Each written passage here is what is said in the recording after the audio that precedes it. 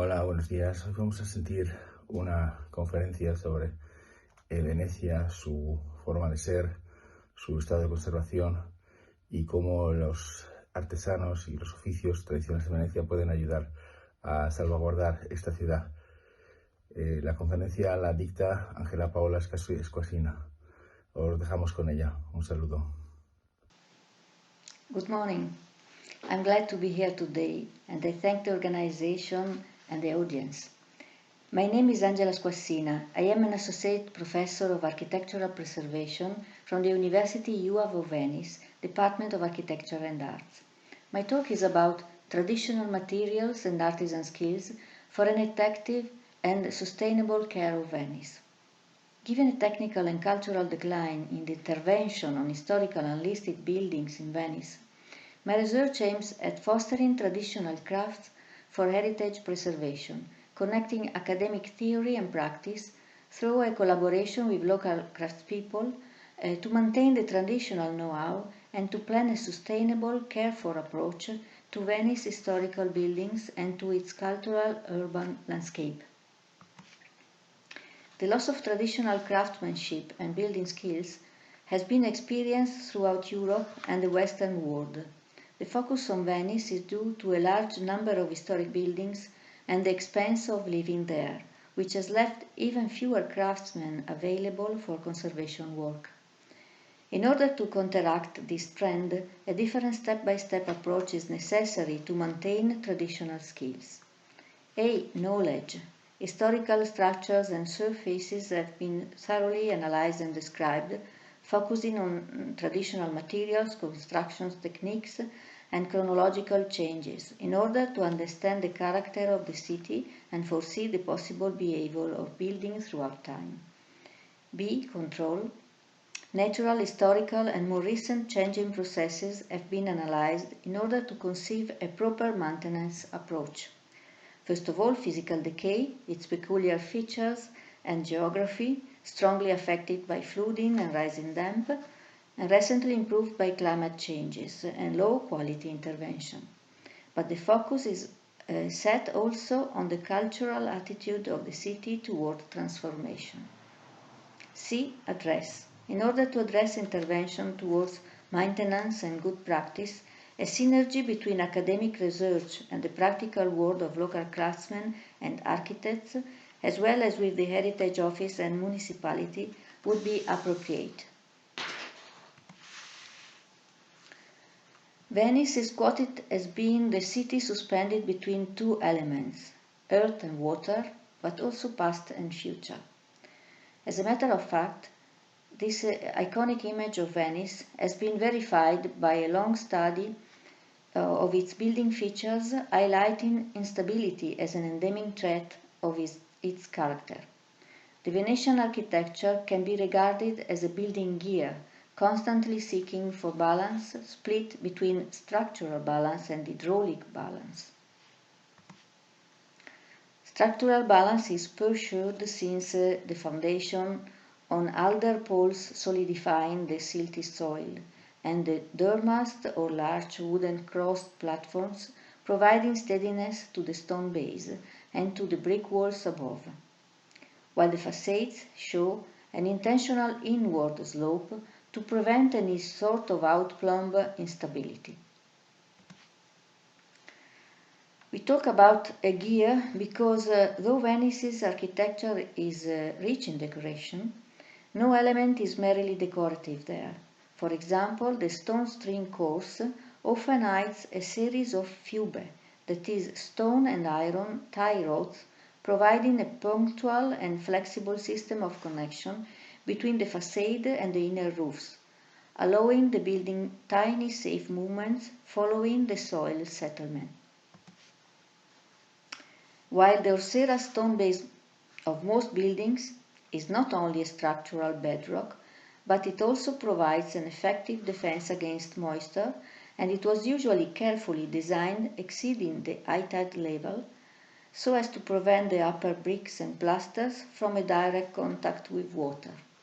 Moreover, whenever brick masonries and lime and sand plasters would have touched water, being highly porous, they would have easily let it evaporate, thus maintaining the hydraulic balance in the building and providing for earthy conditions inside.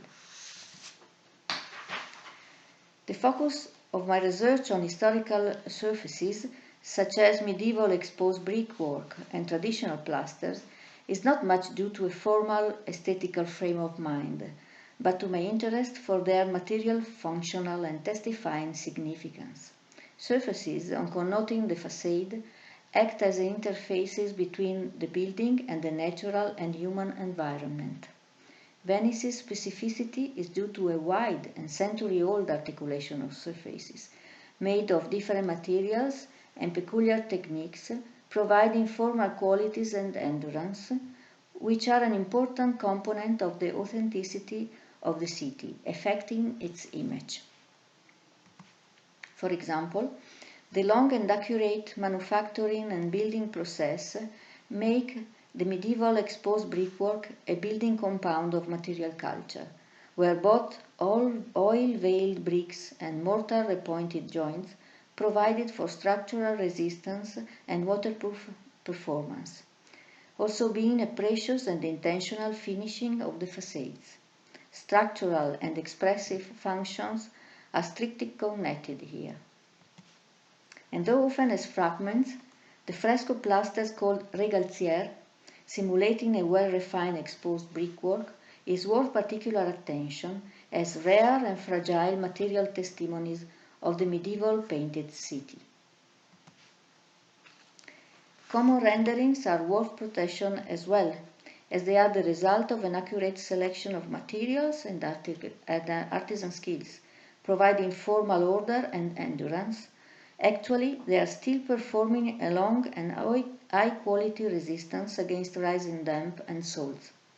First of all, marmorino plasters, made of lime and stone powder, strongly pressed and smoothed with a warm iron, and then polished with oil, soap, or beeswax to shape a stone-like surface, as much beautiful as strong enough to resist to erosion. And cociopesto, a lime and brick dust-based plaster, giving the mortar an hydraulic and waterproof power, at the same time letting inner moisture out thanks to its high permeability. Finally, historical surfaces are testimonies of time and memory, bearing the signs of natural degradation and the marks of human transformation, as they are at a time reactive and expressive, as Ezio Manzini said. That is, they are able to interact both with the natural environment and with the observer, recording the marks of this interaction that are worth preservation themselves, as, quoting John Ruskin, fundamental features of architecture, whose qualities, on being figurative, are also sensory. That is, their matter, consistencies, and other attributes raise awareness, sensations, as well as emotions.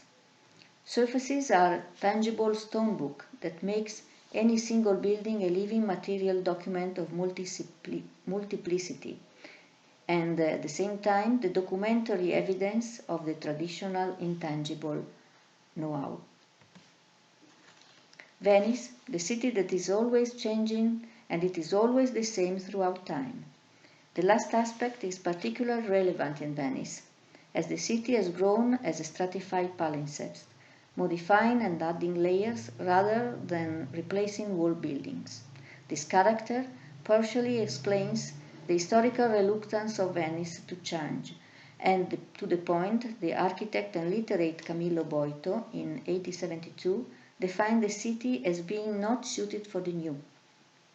And while this idea took root as a kind of aesthetic paradigm, making any innovation controversial, Venice underwent a deep alteration that was as irreversible as it was apparently innocuous due to the progressive renewal of the historical surfaces. Since the 19th century, a debate rose about the risk of strong renewals, led by literates like William Morris and John Ruskin, and the archaeologist Giacomo Boni claimed against the replacement of ancient plasters with short-lasting rotten strawberry-colored plasters, altering the buildings and the image of the city. Nevertheless, and proper renewal has been going on ever since, and Venice has undergone profound change due to a series of natural and cultural, economical and social processes. The recent alarms raised by UNESCO over the city's so-called Disneyfication, the impoverishment of the authentic characters that results in a distorted image of the city, called attention to the material specificity of Venice, especially to its historical surfaces. This is not a secondary point, as authenticity is the main requisite of a UNESCO World Heritage Site, like Venice is since 1987. Physical, technical and cultural changing processes in Venice. Most changes were ascribed to indiscriminate use of Venice for tourism, but they are also the fruit of a complex process blending climate changes and the loss of traditional building skills. Actually, tourism is bringing a constant influx of travelers from all over the world, reaching as many as 27 million people per year before COVID, and has been leading to a complex process of cultural, social and architectural transformation, pushing inhabitants, local activities and craftspeople out of the city. The Venice Craftsmen's Association, Conferencia Imprese Venezia, recorded between 1963 and 2018 an average decrease in productive activities as set at almost 50% for artisans, due to the city's high costs and to an insufficient turnover. At present, Venice's historical buildings are threatened by two opposing processes: physical decay and a progressive systematic refurbishment aimed at maximizing economic return without regard for proper maintenance. Furthermore, only 3,000 out of the 20,000 historical buildings in Venice have been listed to date, and in consequence, most of the damage occurs to unlisted buildings that can easily lose their peculiar feature due to improper renewal. Water. Water is a landmark and a thread in Venice due to rising damp with an high content of salt and to saline atmosphere. Since the beginning, Venetian builders have been fighting against high tides, flooding and subsidence. But on the other side, they learned to weaken phenomena of physical decay, attenuating their effects rather than expecting to stop them at all. As I said before, seeking for hydraulic balance, that is letting water in but also making it easily evaporate.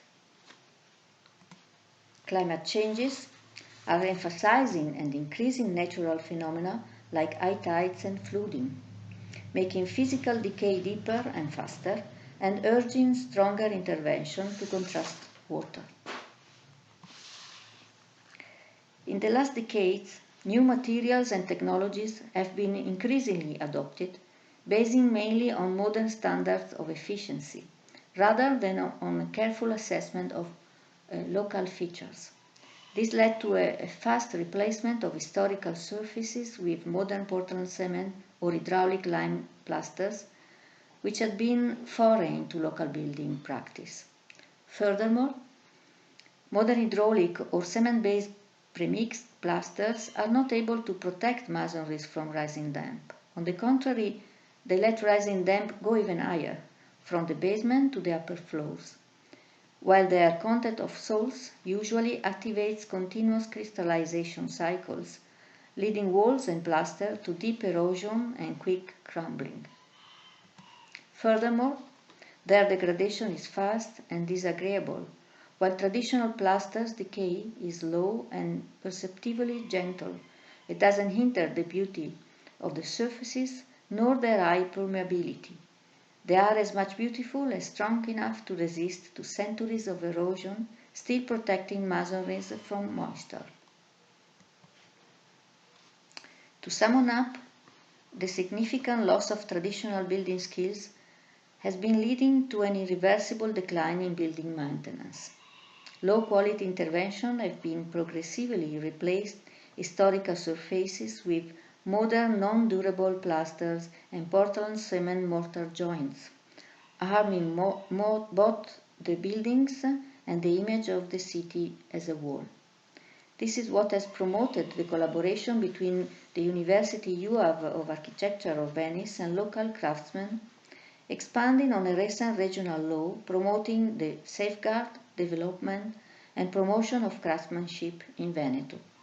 To bring the use of traditional materials and techniques to the fore as a strategy for safeguarding Venice's heritage, first of all preserving its constitutive historical matter.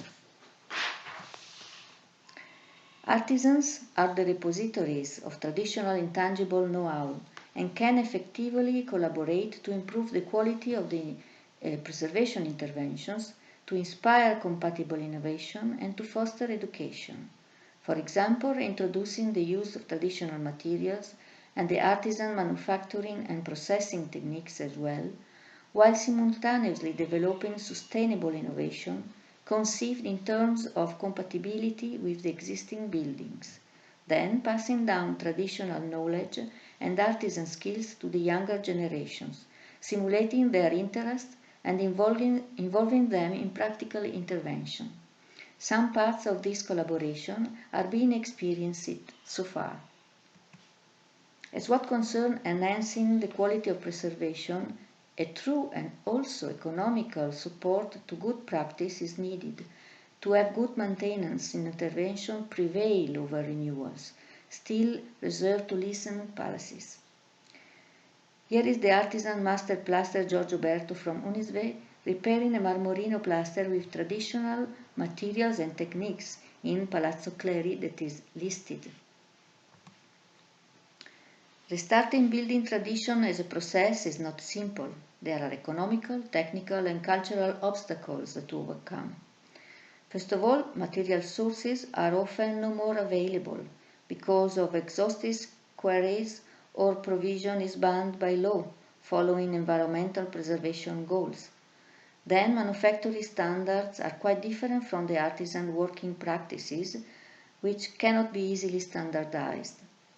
And then different marketing systems requiring technical quality certification in terms of homogeneity, quick and easy appliance, constance of performances, doesn't match the idea of quality of traditional materials and techniques, needing a flexible and sensitive expertise and time.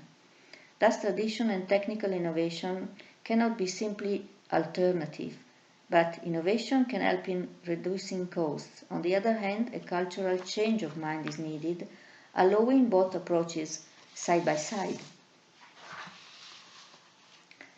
A tradition and innovation in repairs experiment was developed within a UAV and the Corilla Research Center for Venice and Lagoon, involving the Venetian plaster Giorgio Berto from Unisve, who made some samples of traditional plasters with the same mixture of natural lime and sand, but the means and instruments with which they were worked out were different and the nature of the additives were different as well. One sample had no additive, the second one contained moisture-resistant traditional and natural additive, the third one chemical additives. Observation of the degradation are still being made to connect possible differences in behavior and resistance to the different combination of additive and manufacturing process. But the first result encouraged the use of traditional materials, showing higher transpiration, light and slower decay. Another branch of the research is meant to exchange knowledge between the university and the local craftspeople. In a few years, the precious artisan skills will be lost forever. Transferring this intangible heritage to the next generation has the utmost urgency to improve the practice of maintaining Venice's ancient surfaces. In 2019, a construction wisdom workshop was meant at bringing theory and practice together, connecting Venetian artisans and UAV students in order to foster their education with the help of an English charity devoted to intergenerational education.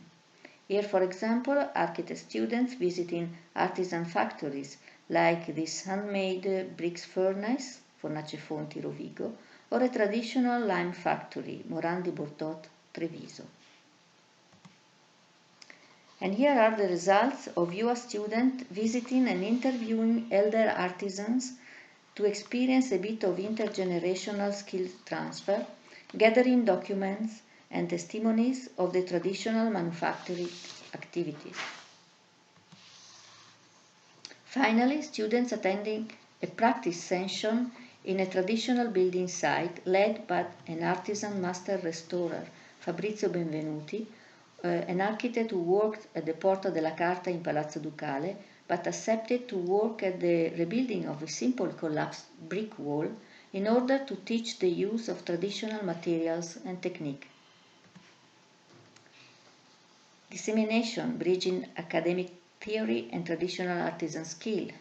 A recent experience to foster education was on the Surface International Symposium about traditional skills and preservation, led in March 2022 at the UAF Postgraduate School of Preservation, connected the UAF University and local and national heritage offices and craftsmen associations with international institutions dealing with traditional crafts and education, such as the SPAB, Society for the Protection of Ancient Buildings, and English and Czech professionals and associations engaged in preservation and voluntary work.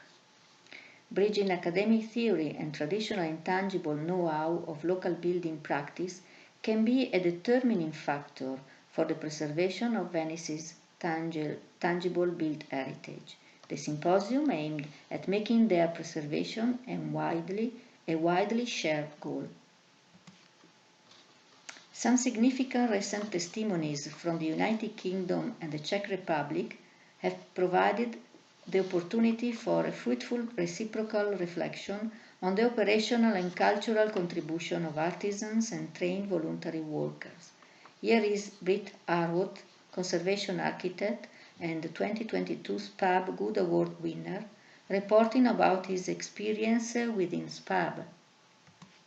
And here is architect Peter Jamieson, chair of the Friends of Czech Heritage, leading working parties, that is, voluntary work, an almost unexplored field in Italy, for example, preserving heritage in the Czech Republic. Here is the Czech artisan plasterer Filip Truneka, demonstrating traditional plastering techniques to the UAV postgraduate students and to the younger students of the Builder School of Padua, who could make trials themselves, performing a session of intergenerational practice education. These were the first step. Hopefully further steps forward will soon be made toward a long-term partnership between the university and artisan associations that could bring about significant change in architectural training. Another step of this strategy is a training agreement between the UAV and Confartigianato that will allow university students to visit artisan workshops and to work there for a while as assistants. This will make it possible for architecture students to gain expertise directly from expert craftsmen. Other interesting opportunities could be provided through grants enabling young graduates to get started in a traditional craft. Fostering local building and manufacturing activities could also help in developing a site-specific, cost-effective operational approach with a positive economic and social impact outside the academic world and on the younger generation of artisan workers. The idea of reintroducing traditional high-quality materials and artisan techniques is a sort of counter-trend meant as a living idea of tradition toward future rather than a way of going backwards. This approach requires a strong multi-level interaction.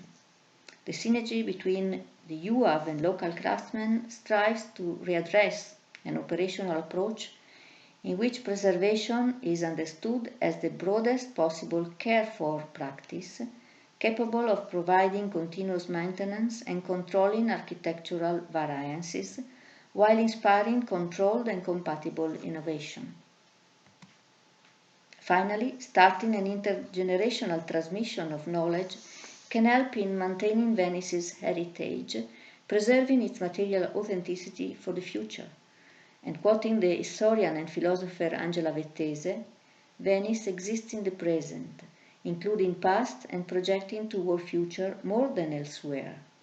It is able to incorporate all times. Venice is an uninterrupted collage going beyond coherence, a unique totality raising emotion. Thank you for your attention. Looking forward to meeting you soon in Venice.